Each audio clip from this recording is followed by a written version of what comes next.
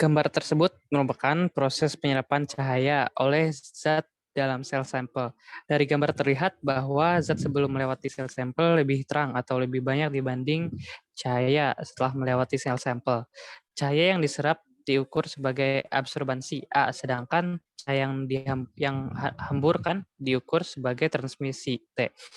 Dinyatakan dengan hukum Lambert-Beer atau hukum Beer berbunyi, jumlah radiasi cahaya tampak, ultraviolet, inframerah, dan sebagainya yang diserap atau ditransmisikan oleh suatu larutan merupakan suatu fungsi eksponen dari konsentrasi zat dan tebal larutan. Selanjutnya. Next. Rumus yang diturunkan dari hukum Beer dapat ditulis sebagai A sama dengan ALC atau A sama dengan apa itu? ELC. Di mana A absorbansi, I tebal larutan, tebal kuvet diperhitungkan juga umumnya 1 cm. C sama dengan konsentrasi larutan yang diukur. E tetapan absorptivitas molar jika konsentrasi larutan yang diukur dalam molar. A. Tetapan absorptivitas jika konsentrasi larutan yang diukur dalam ppm.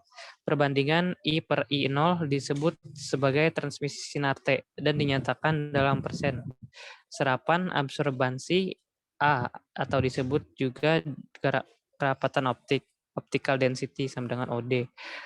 Merupakan istilah yang lebih sering digunakan dan berasal dari persamaan A sama dengan min log T, jadi A sama dengan KCL. Next. 6. Kalibrasi. Kalibrasi spektrofometer UV. 1. Kalibrasi panjang gelombang. Ini dilakukan dengan menggunakan filter gelas helium oksida yang mempunyai panjang gelombang acuan NM. Pasang filter gelas helium oksida pada kompartemen sampel dan kompartemen pembanding dibiarkan kosong di udara. Scan spektrum serapan helium oksida, bandingkan panjang gelombang spektrum yang diperoleh dengan data panjang gelombang acuan. 2. Kalibrasi absorbans. Dilakukan dengan membuat larutan kalium dikromat 50 tambah 0,5 mg dalam 1 liter, 0,005 mol per liter asam sulfat larutan A. Buat larutan kalium dikromat 100 tambah 1 mg dalam 1 liter 0,005 mol per liter gram per liter asam sulfat larutan B.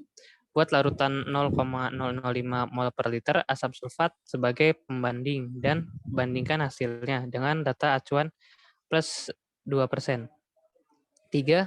Cara pemeliharaan spektrofometer UV min FIS, yaitu kompartemen sampel selalu dibersihkan, suhu penyimpanan stabil, meja permanen, gunakan stabilizer, masukkan kuvet tegak lurus, alat selalu diperiksa, kuvet yang digunakan harus bersih.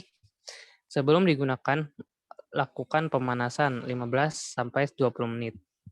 Dan hindari terkena paparan matahari langsung karena dapat mengubah hasil pengukuran.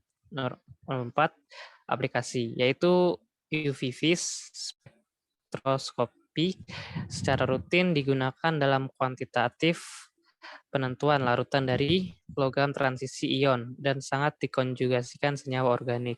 Studi fotoelektrokimia lapisan tipis CDS berhasil deposisi metode CBD meneliti pengaruh kelembapan terhadap absorbansi optik lapisan gelatin dan dalam penentuan konsentrasi suatu larutan yang belum diketahui konsentrasinya menggunakan larutan standar. Nomor 7 selanjutnya akan dilanjutkan oleh teman saya. Baik, selanjutnya ada kelebihan dan juga kekurangan dari UV visible ini sendiri. Yang pertama, kelebihan dari spektrofotometri atau spektrofotometer UV visible itu adalah panjang gelombang dari sinar putih dapat lebih terseleksi. Caranya lebih sederhana dan dapat menganalisa larutan dengan konsentrasi yang sangat kecil.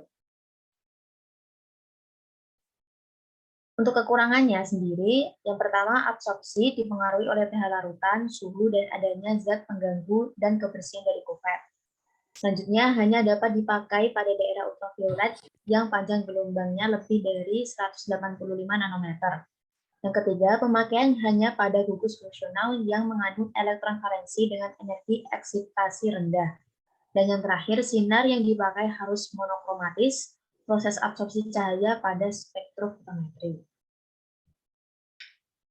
Begitu, sekian presentasi dari kelompok kami. Kurang lebihnya mohon maaf. Wassalamualaikum warahmatullahi wabarakatuh.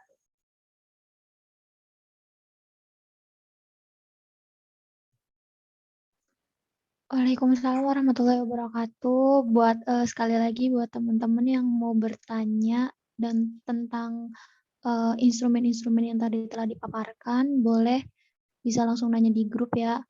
Karena di grup ada Pak Kasmui yang bisa membenarkan gitu kalau misalkan ada kekeliruan jawaban dari teman-teman kelompoknya. Udah cukup sekian presentasi dari Rombel Kimia 21C.